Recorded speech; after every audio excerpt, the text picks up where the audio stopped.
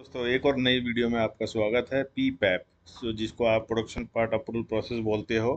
और आप सबको पता होगा ये करंटली इंडस्ट्री में फोर्थ एडिशन चल रहा है, जिसमें 18 डॉक्यूमेंट्स मांगे गए हैं और एडिशनल डॉक्यूमेंट कस्टमर के अनुसार ऐड हो सकते हैं। जैसे कि मारुति में 25-26 डॉक्यूमेंट होते हैं, टाटा में भी लगभग 28 डॉक्यूमेंट होते हैं। तो हर company to company additional document मांगे जा सकते हैं। 19 गलत आंसर है, करेक्ट आंसर 18 ही है। सो फर्स्ट एडिशन 1993 में आया था, सेकंड 95 में, थर्ड 2000 में और लेटेस्ट एडिशन है 2006 जो कि जून में आया था। सो आपको अगर फॉलो करना है, पढ़ना है इसके बारे में, तो पीपैप की ब्लू कलर की मैनुअल AIAG ने रिलीज किया है। इसको जाके आप डाउनलोड कर सकते हो, पढ़ सकते हो। अब देखिए, what are the benefits of PPAP. सबसे मेन बेनिफिट है, it provide consistency in part approval process, ensure part conform to customer requirement, evidence of process stability and control product and process change.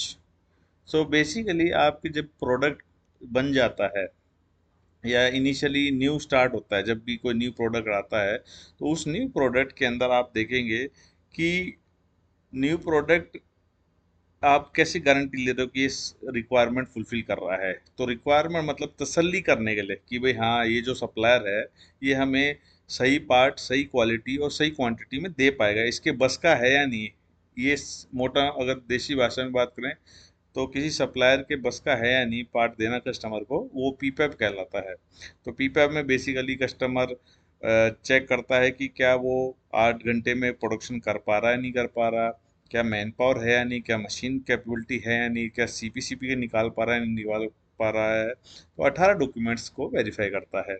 तो जो quantity है इसमें normally अलग अलग levels होते हैं, level 1, level 2, level 3, level 4, level 5। इसके ऊपर मैं ऑलरेडी वीडियो बना चुका हूँ, आप जा सकते हैं, वो लिंक में देख सकते हो। और पीपेप ट्रायल में मिनिमम 300 पार्ट मांगे गए हैं या फिर 8 घंटे का प्रोडक्शन मैंडेटरी मांगा गया है।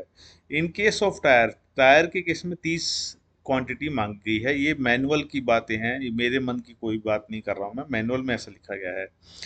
तो पीपेप टायर इंडस्ट्री का जो पीपेप है वो अलग होता है। जैसे टायर के साथ साथ रॉ मटेरियल का पीपेप भी अलग होता है, जो जिसमें 18 डॉक्यूमेंट नहीं आते हैं।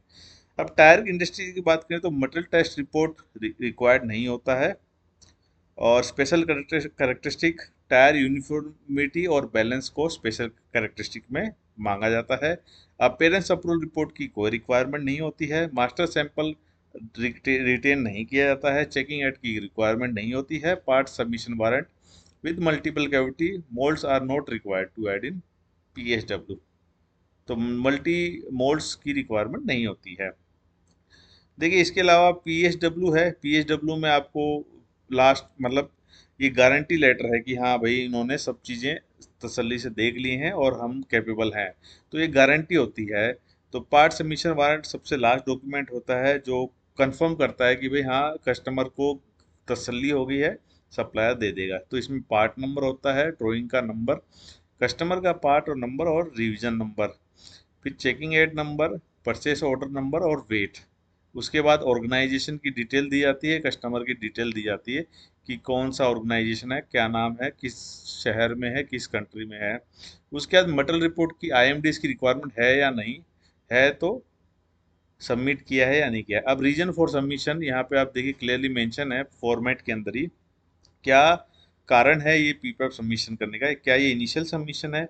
इनिशियल है तो टिक कर सकते हो। इंजीनियरिंग चेंज है तो टिक कर सकते हो। टूलिंग ट्रांसफर है, करेक्शन ऑफ डिस्क्रिपेंसी है, या 1 साल से ज़्यादा अगर टूलिंग एक्टिव नहीं हुआ है तो उस केस में ये आप टिक कर सकते हो। जैसे कि नैनो के केस में, नैनो बीच में बंद हो गई थी तो कुछ सप्लायर्स ने उसको 1 साल के बाद कुछ प्रोडक्शन किया है, तो उस केस में दोबारा पीपैप होता है। चेंज किया है मटेरियल में तो भी पीपैप देना है। सप्लायर चेंज हुआ है तो भी पीपैप देना है। पार्ट का प्रोसेस प्रोसेस चेंज हुआ है तो भी पीपैप देना है। या एडिशनल लोकेशन, अभी आप बावल में बना रहे हो, कल को आप मानेसर में बनाएंगे तो भी चेंज करना है, या और कोई रीजन जो भी आप स्पेसिफाई कर सकते हो। ये 5 लेवल है। डिफॉल्ट लेवल आपको पता होगा लेवल 3 है। अगर कोई कस्टमर लेवल नहीं मांगता है तो आपको चुपचाप लेवल 3 देना है। नहीं तो आजकल ऑटोमोटिव मोस्टली लेवल 5 मांगते हैं। लेवल 1 में सिर्फ वारंटी, ये फॉर्मेट ही मांगा जाता है। लेवल 2 में आपके लिमिटेड कस्टमर के डाटा, कस्टमर जो डॉक्यूमेंट मांगेगा वो दिए जाते हैं इस फॉर्मेट के साथ, वारंटी मतलब पार्ट सबमिशन वारंट के साथ। लेवल 3 में सारे 18 डॉक्यूमेंट सबमिट किए जाते हैं पीएसडब्ल्यू के साथ। लेवल 4 में जो भी अदर स्पेसिफिक रिक्वायरमेंट हैं 18 के अलावा, वो सारी आ जाती हैं। और लेवल 5 में सारे डॉक्यूमेंट्स आपके कस्टमर आपकी कंपनी में आके चेक करेगा। ये सारी चीज़ें मांगी जाती हैं। फिर सबमिशन रिजल्ट्स में आए, क्या ये डायमेंशनल मेजरमेंट आप सबमिट कर रहे हो, मटेरियल का टेस्ट रिपोर्ट सबमिट कर रहे हो, अपीयरेंस का क्राइटेरिया सबमिट कर रहे हो, एसपीसी स्टडी टिक कर रहे हो, जो भी आप सबमिट कर रहे हो उसको आप टिक कर सकते हो।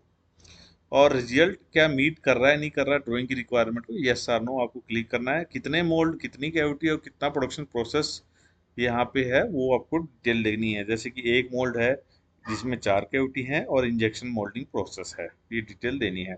इसके बाद डिक्लेरेशन देना है कि आप 8 कितने घंटे में कितने पार्ट बना पाते हो, और टूलिंग का नंबर क्या है, ऑर्गेनाइजेशन का डिटेल कौन है, जैसे क्वालिटी हेड है, फोन नंबर, उनका ईमेल आईडी, और वो उनका साइन हो करके देना है। इसके बाद कस्टमर यहाँ पे एक्सेप्ट, अप्रूव्ड है तो अप्रूव पे करेगा, रिजेक्ट है तो रिजेक्ट करेगा। अदर में मतलब कुछ समय के लिए आपको मोहरत दी जाती है कि आप इम्प्रूव कर सकते हो, कस्टमर साइन करके दे देगा। जैसे ही कस्टमर साइन कर देता है, इसका मतलब पीपैप अप्रूव हो गया है।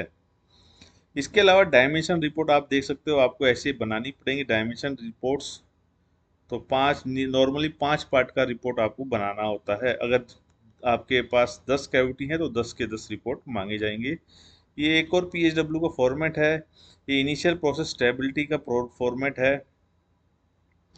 एसपीसी का। इसके बाद है परफॉर्मेंस टेस्ट रिजल्ट का फॉर्मेट है, मटेरियल टेस्ट रिजल्ट का है, चेकिंग एड का फॉर्मेट है, एमएसए एट्रीब्यूट का फॉर्मेट है। ये एमएसए आपका वेरिएबल वाला गेज आर एंड आर का एसपीसी का फॉर्मेट है। ये कंट्रोल प्लान का फॉर्मेट है आपका, जिसमें मैंने कुछ एग्जांपल्स भी भर रखे हैं आपके समझने के लिए कि कंट्रोल प्लान को कैसे भरा जाता है और कैसे समझा जाता है। इसके अलावा पीएफ में का भी फॉर्मेट ऐड किया हुआ है मैंने, पीएफडी विद एग्जांपल मैंने भरा हुआ है। डीएफएमए का फॉर्मेट ऐड किया है, ईसीएन का फॉर्मेट मतलब इंजीनियरिंग चेंज नोट का ऐड किया गया है, डिज़ाइन ड्राइंग का ऐड किया गया है। इंडेक्स भी ऐड कर दिया है कि आपको कौन कौन से डॉक्यूमेंट सबमिट करने हैं लेवल के हिसाब से। ठीक है जी, 18 डॉक्यूमेंट हैं। देखिए, अगर बल्क मटेरियल 19वां डॉक्यूमेंट बल्क मटेरियल को का है, जो कि किसी कंपनी में अप्लीकेबल नहीं होता है ऑटोमोटिव में, तो 18 ही आपको भरने होते हैं। और ये है पीपैप का मेन पेज, सप्लायर का डिटेल्स क्या, कोड है, एड्रेस क्या है। तो इस तरीके से आप एक फुल फाइल बना सकते हो पीपैप की, और जिसमें डिटेल भर के कस्टमर को सबमिट कर सकते हो। और मेरे इस डिस्क्रिप्शन में, मेरे यूट्यूब के डिस्क्रिप्शन में मैं इस फाइल का लिंक शेयर कर दूंगा, जिसको क्लिक करके आप इजीली डाउनलोड कर सकते हो सारी की सारी फाइल्स। और ताकि वो आपको पर्सनल लर्निंग के लिए और कंपनी में कस्टमर को दिखाने के या डॉक्यूमेंट ऑडिट ऑडिट के पर्पस में आपको काफ़ी हेल्पफुल रहेगी। तो प्लीज़ मेरे डिस्क्रिप्शन पे जाइए और इस लिंक को डाउनलोड कीजिए, और आप फ्री में ये एक्सेल शीट पा सकते हो। और भी कोई चेक शीट अगर आपको चाहिए, कोई डॉक्यूमेंट चाहिए, तो प्लीज़ मुझे कमेंट करके बताएं कि ये मुझे डॉक्यूमेंट चाहिए है। मैं आपको शेयर कर दूंगा फ्री ऑफ कॉस्ट, कोई चार्जेस नहीं है। सो प्लीज़ डाउनलोड कीजिए, एंजॉय कीजिए लर्निंग, और मेरे साथ बने रहिए। Thank you, bye bye, see you, take care, धन्यवाद।